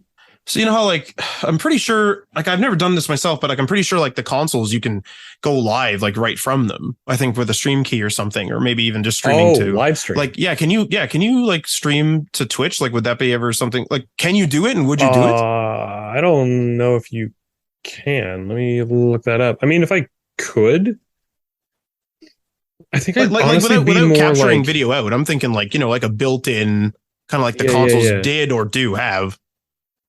I don't think it I never does. heard anything like that. Let's see, it is a search here. Live streaming on the Steam Deck doesn't. Yeah, like there are videos and how to's on how to use it as a streaming and recording PC. That's crazy. But it looks like you're gonna have to go through some hoops to do it. Yeah, it's like open source software, and so you have to download OBS onto the actual thing. So to answer your question, built in, no, doesn't look like Okay. it. In that situation, like I don't use it in such a way that I would uh like my use case isn't sitting, during the day when I would stream and like use my Steam Deck, right? Like it's more so one of the things I kind of use in my spare time. Right. And I think that overall, if I was given the opportunity to stream from the Steam Deck so that other people could see what I was playing, my like wish in my like perfect world for my perfect use case would be like streaming to Discord so that I could like sit in a Discord call with friends and then I'm just like playing a game and people could watch if they wanted to, or like we could play multiplayer games together kind of thing. That'd be But cool. in terms of just like streaming to a platform like YouTube or Twitch or whatever, I don't think I would, just because like the thing itself can only the battery life is so bad for some games already, you know. And I mean, you can get around that just by plugging in the power cable. No, just the actual like form factor thing. I don't think it would be very conducive to streaming for me. I know there are some people that stream from their like they get like the capture card versions of the 3DS so they can stream like 3DS games, but Okay. I never really had much interest in that either. Streaming handhelds is just kind of to me, I think. There's What's some way weird- to capture footage because I've seen like places like Digital Foundry do comparisons and they have like some way to get the footage off there, right? Yeah, I mean, you could probably You can dock run the thing, You can dock it. so you can more than also- likely you can like run an capture HBO card like, it. Yeah, you could probably USB-C to the video signal it out HDMI to or a something. card. Yeah. I think you can do that. It'd be doable. I just using the actual platform itself, because that video that I found, for example, was using it as the PC, right? I don't know if they were necessarily. They probably hooked it up to a monitor and like a keyboard and stuff, but they're probably just using it as the actual hardware, right? Mm-hmm. Instead of using it as the handheld. Because at that point, it's just the same as having a normal computer, so it doesn't Yeah. really make that much of a difference. But if you were to stream from a handheld, yeah, no, I don't think that would. Not me anyway. You know what's interesting too is that like you mentioned the Discord streaming, which would be cool, but you can stream to Steam. I'm surprised that's not built in. Yeah. But- At least I like, I don't really know how you stream to Steam. Like I've never looked at it, but for sure when I go to some of the store pages, there's live streams. So I'm surprised, like at the very least you can at least do that. But I mean, it's a new device and like that probably uses Also, a fair bit of power. Like who knows? Yeah, the processor is like, Mm-hmm. I don't know if it would handle it very well. Probably That's what not. I'm thinking. It would. You could probably get it to run, but then your battery life would be like an hour, no matter what you're using, right? Or even less. Yeah. Like it just doesn't make sense for the use case, you know? Yeah, that makes sense. Plus, Wi-Fi is like, notoriously finicky with like juggling rather a bunch of like live streaming and this and that and the other thing. So I don't know that keeping, and you could just say, oh, we'll just keep the power cord plugged in. But with those rechargeable batteries, you're not really supposed to just have it running on a power cord the whole time. So it's an interesting thought, but yeah, I would think maybe just stream to Discord, something not so intensive, if even that. Matt, what have you been playing? what have I been playing? So I've been continuing my Dead Island Riptide playthrough. It was pretty funny it was coming to the end of the night, and I was playing with my buddy Anthony, and I'm like, all right, like, end of the night, let's do one more mission. And he's like, all right, cool. And I went into the menu and I took a look at the progress. It tells you how far you're into the story. And I thought this was impressive. I was like, oh man, we're 40% in. Who knows how much this next mission's going to be? Like, maybe another 4 or 5%. And he's like, 40%, that's it? And I thought he was enjoying himself, so maybe he wasn't enjoying himself. I mean, it's an old game. It's pretty clunky. I had to turn down my graphics because it just keeps stuttering. Like it runs perfectly, and then it's like stutter. So I don't know whether it could be networking. Who knows? I'm not going to mess around with an old game because there's a definitive edition of it too, which is probably like what I should be playing on modern hardware. But yeah, that's Dead Island Riptide. We ended up we did a really big mission, unbeknownst to us, and we're at 54 or 56% now. So we're beyond the halfway point, which is really good. I believe this is as far as I got. I think I did one more mission after this in my original playthrough. Yes, I did one more mission because I remember where I was, and then I quit. So I ain't letting it get away from me this time. Like, even if Anthony quits, I'm fucking beating this game. I'm getting the damn check mark. I'm this far now. I'm getting that damn check mark, especially with Dead Island 2 on the way. Not that matters. But if you're looking for an open world zombie game, I would recommend you maybe try the definitive edition. I don't know if it's much better, but if it isn't, I would look elsewhere. If I'm being honest. But actually, one thing that's really funny, Tim, remember you and I were talking and we're like, man, why the fuck is Dead Island? Because you and I played the first one to completion. Why the fuck is the first game, whenever the people talk to you, their heads bob back and forth, like side to side, side to side, side to side? Right, yeah. And I was like sitting in like one of the camps and I was tuning up one of my weapons or something like that, repairing my weapons. And you just hear in the background in the microphone, why the fuck does this guy head keep bobbing back and forth? So that was pretty good. So anyway, looking forward to beating this. I'm gonna estimate probably 1 to 2 good sessions and we'll be done, because some of these missions, like I said, like this one mission was up to 16%. I don't know how much of the side stuff we're going to be doing anymore because we're getting pretty far in our skill trees and I'm just running in there and beating the crap out of everyone basically. So getting pretty good that way. I don't know how many more levels I have, but I think I'm going to hit the cap soon just based on how many skills I have. But it's okay. It's like a good 6 out of 10 maybe, I'd say, because I'm giving it a little bit like a point or two because it is old. I'm not going to fault it for being old. And Anthony got hit with the homing knife, Tim, and I caught it live. He turned around and he's like, man, there's a bunch of what the hell, and his character just flattened, like just dead, just dropped. I do not understand the mechanic at all. Well, it's gone. It hit Anthony once in one of the dead zones, but we haven't hit that part of the game yet, or something. Maybe it's been patched out since, where whenever we walk up to a group of zombies, just one of us gets killed. So it's like a battle of attrition at that point. Like you just need to keep throwing bodies at it until you can whittle this enemy down. Yeah, because he only has one knife, so he gets up and whoosh, all right, now he doesn't have a knife, and I'm dead. I lose like that couple $1,000. Stand up, and then I come on my merry way.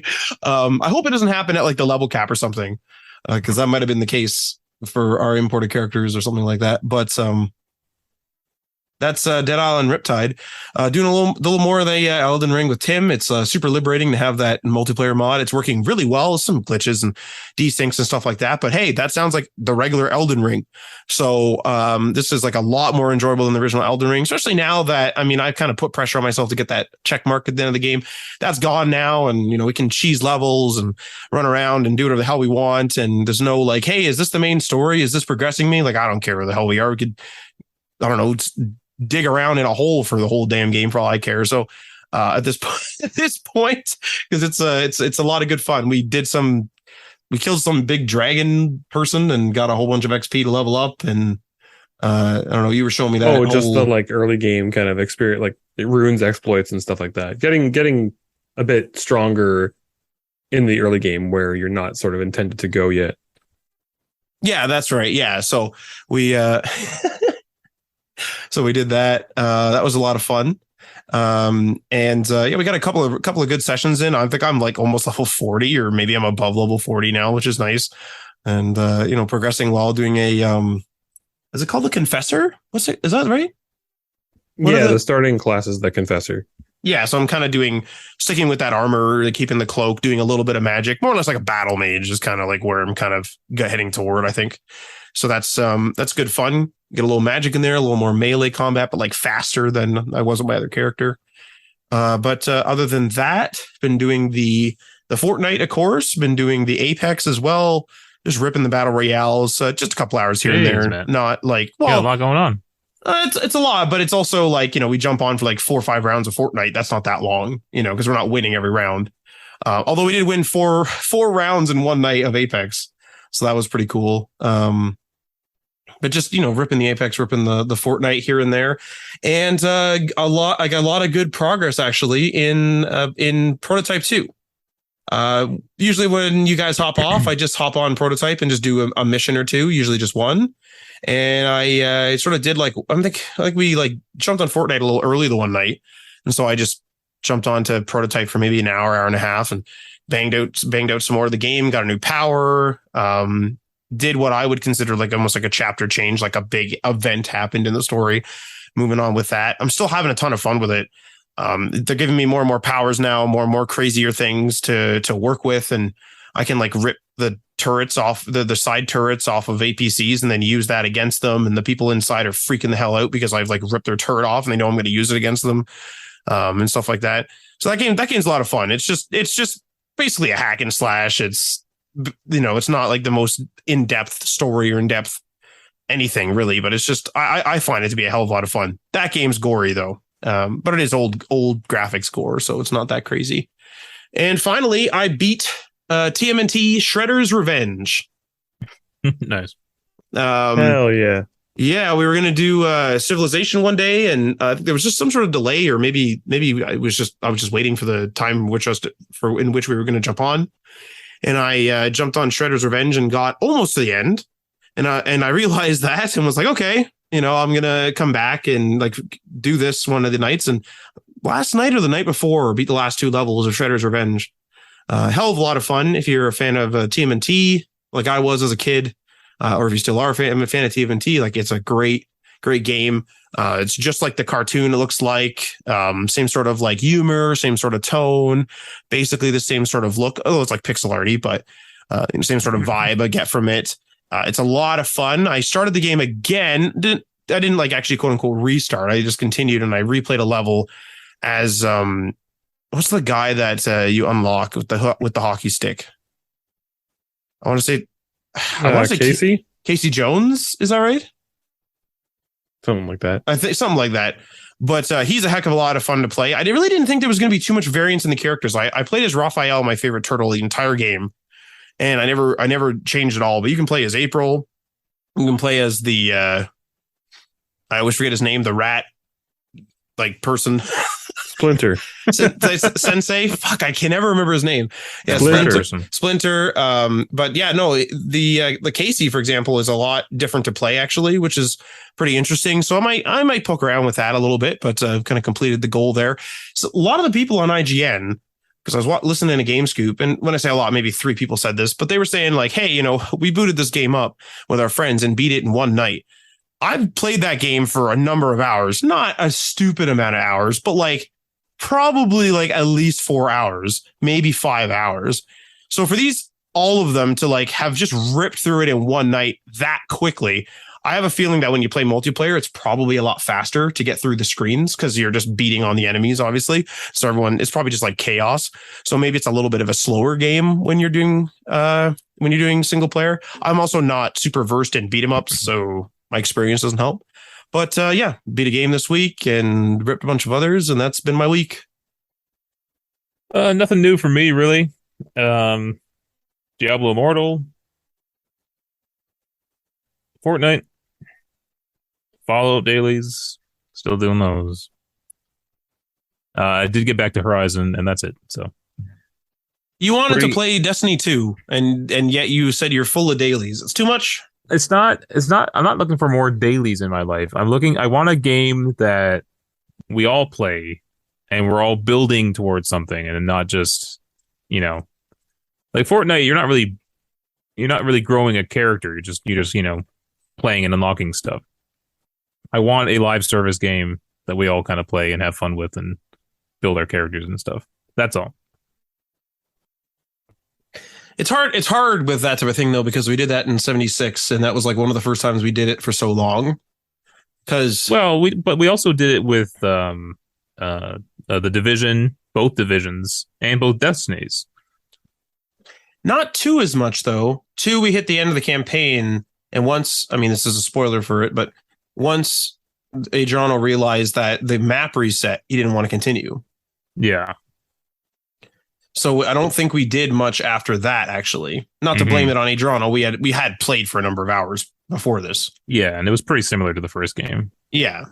But like, I don't think we played much after that. But the reason why I brought that whole thing up is because the majority of our hours in the first division was spent in the post game. Or the end game, I should say. Sorry, doing the DLC and the HVTs, which was a free DLC or content drop, whatever you want to call it. So, I mean, it's just a contrast there.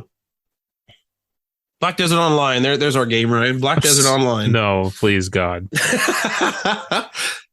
I'd much prefer like Final Fantasy 14 or even Elder Scrolls Online. I can't play Elder Scrolls Online. I can't do it. Yeah, so that's it then. Tim, do your thing. Don't do it. My thing is streaming games on Twitch, but not from a Steam Deck at twitch.tv/the sidetrack. As Phoebe brought it all back. But yeah, Cult of the Lamb is done. It was a lot of fun especially because of the Twitch integration. That was really like fun thing about that. And I've wanted to get into Twitch integrated games for a while, but I never knew which one to go with. And I think Dead Cells actually was the last game I saw that had Twitch integration, because one of my friends played it, and I know Adriano's a big fan of Dead Cells. But I don't know. I might or might not get into it. I guess we'll see. I got to look into some other games because that's a lot of fun. It was a good interactive mechanic, and that's kind of my favorite thing with the whole platform. But we were playing Fallout New Vegas before we jumped on to Cult of the Lamb. So we'll probably be going back to New Vegas for a little while if older RPGs are your thing. Pop on by and hang out Mondays to Fridays. And then on Wednesday nights, Ryan. You can catch us at day one or twitch.tv/day1patchmedia. And we're probably playing Grounded right to launch. So that's pretty exciting. Big update just dropped. Well, I don't know what that was. I don't know why there was an update. Big file. That's all. Yeah. So Wednesdays we're streaming probably 8 or 8:39ish, and you can catch us over there, see what we're building. We're building a pretty cool, massive structure. I'm struggling with the freaking elevator, We've And had several workplace accidents, couple OSHA Yeah. violations. Yeah. And sometimes everything falls apart. Yeah. All right. We'll see you guys next time.